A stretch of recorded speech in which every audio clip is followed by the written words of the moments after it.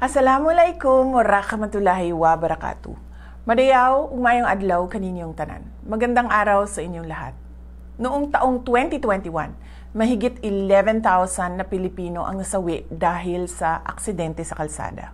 Karamihan sa kanila, mga pedestrian, motorista, siklista at pasahero ng tricycle. Marami sa mga biktima ay kabataang edad 15 hanggang 29. Ang road safety ay hindi lang trabaho ng traffic enforcers. Tungkulin ito ng bawat isang mamamayan, pribadong sektor at pamahalaan.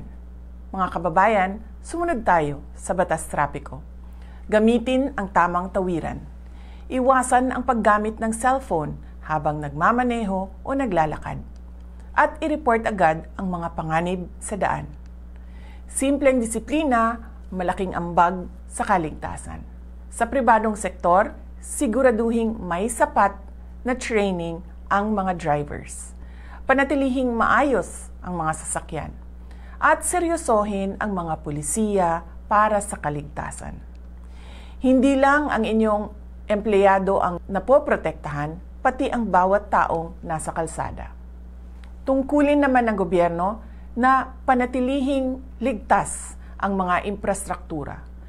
Mahigpit na ipatupad ang batas trapiko at palaganapin ang kaalaman tungkol sa road safety.